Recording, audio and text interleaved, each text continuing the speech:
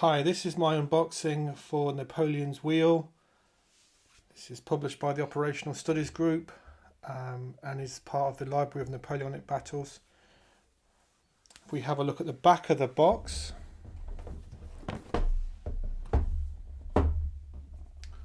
we can see that we get two full-size maps, one half-size and one quarter-size, scenario folder, rulebook, two counter sheets, two universal deck of cards, and all the various player aids. We'll have a look at all of those in a second.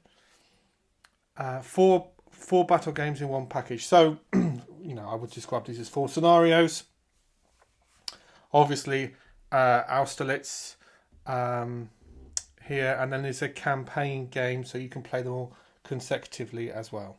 So this is the study folder. This is basically where we'll find the scenario details for the various scenarios in the game, full colour. We've got our scenario information, all the different various scenarios. So as with a lot of elements of this game series, looks like we get a couple of different variants per scenario. Forces at a glance. So there are different forces for the different scenarios by the look of it. Then we're into any specific rules for the scenario. So we've got weather, roadblock, optional rules, for example. Just an overall victory conditions. Let's have a look. Okay, now we're into the actual battles themselves. So here are all the specs for the different battles, the number of turns, who the first player is. Often it will be the French. So it's quite a lot of content in the game. And then there's there's a mini campaign, Napoleon's Wheel mini campaign, and then then we've got the Battle of Austerlitz. 14 turns for Austerlitz. Then there's the actual campaign game as well itself. Historical notes, so it's great. Looking forward to reading these. The actual rulebook itself, this is version 7.35. I probably have a more recent version than this. So, but just to sort of go through it quickly, full colour, we get a nice sequence of play. The rules for this game series I would firmly put in the sort of medium complexity. How leaders work. Leaders and command is is a key mechanic of the game. Movement with some diagrams, some illustrations, some examples. Hidden forces, the repulse system. Then we're sort of into the combat. Not a huge number of pages of rules. Cavalry charges, for example. Just skimming through this quite quickly. But it looks very... I'm pretty sure I've got... it looks to be exactly the same as all the other rule books I've got for this series. So, and then we're into a glossary. So 20 odd pages of rules. So pretty, like I said, table of contents is very useful at the back. Like I said, firmly sort of in that medium level of complexity of Napoleonic wargaming. It's quite a good read, this. I think obviously the rule book's been around for quite some considerable amount of time and has had a lot of revisions and iterations. So it's sort of it's well put together. We get two counter sheets. This is the French units, and there's some gameplay counters as well. So there's some smoke counters there, for example. Double-sided, as you'd expect. These punch out pretty well, and I will be spending an evening punching them and clipping them. And then on the other sheet, we've got the coalition units and leaders. Again, they look very nice. They're very sort of, I would describe the counters in this game series as very functional. It's very clear, the contents look very tidy. Great stuff. Now you do get an awful lot of player aids for various different parts of the game. So we've got some victory worksheets if you want to use those. We've got order slips, and it's probably a good example of some of these player aids are printed on sort of paper, whereas some are printed on a slightly thicker paper. For example, here we have all of our combat tables that we'll be using, also with the terrain effects as well. Got a list of all the games that make up the series and rules for how to add the cards if you want to use those. We'll have a look at the cards. These are probably, here's our Fog of War for the Coalition. Again, this is more about the cards. Same thing for the French. We've got the holding boxes for casualties, more combat tables, and so forth and so forth. We don't need to go through every single one, but there's an awful lot of them, and each particular battle will have its own turn record track as well.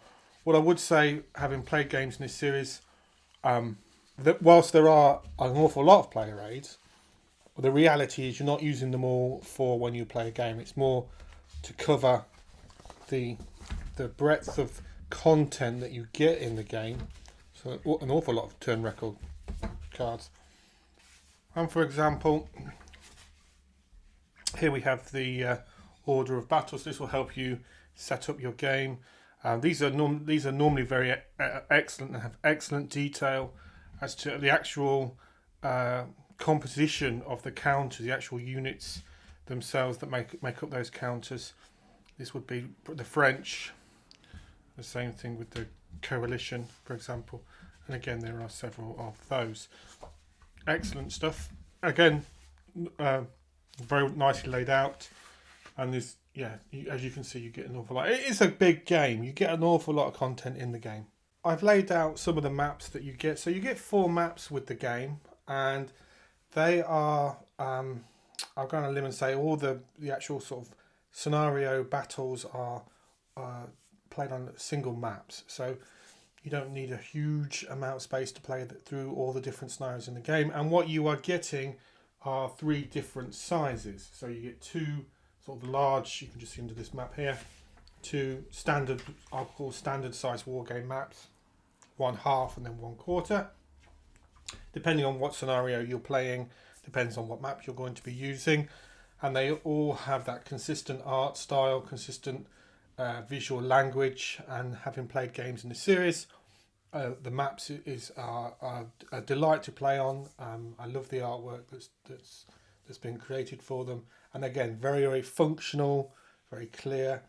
So yeah, again, because this is quite a large amount of content in the game, you get 4 maps, so you've got 4 scenario battles to play through, and each one will use its own map.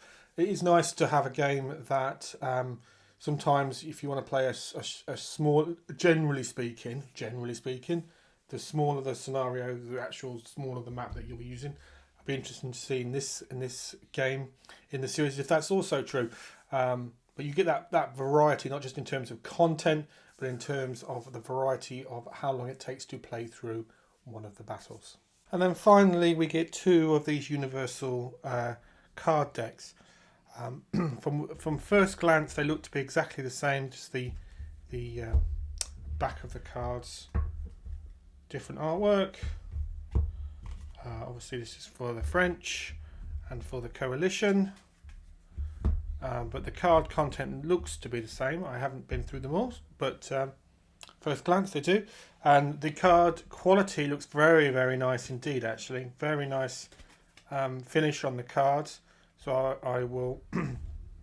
the cards, I'll be looking forward to trying these out. The cards are an optional for me, part of the game. I've played the game with cards before and without, depending on your personal preference. So I'm looking forward to trying these again. They're very nicely done, I have to say. Yeah, very good. So with that nice period artwork, very clearly laid out. Yeah, looking forward to those. So overall first impressions, you're getting an awful lot of content in the game. numerous battles, numerous scenarios, all the player aids that you need, those maps, different sizes of maps, different length of scenarios. I'm imagining all the rule books that you need, literally, and the cards. The only thing you don't get is the dice. So you'll need to provide yourself a 6-sided dice. This is a game series that I have enjoyed in the past, so I'm very much looking forward to getting it to the table. I will probably do an after-action report for a number of the different scenarios, and then I'll do a separate review once I've had a chance to play through everything extensively. I have reviewed on my channel one other game in the series, the Napoleon invades Spain. So if you're interested as to my thoughts as to the game series, then please check out that video. But yeah, looking forward to getting this to the table. Looks like a lot of game for your money, which is great.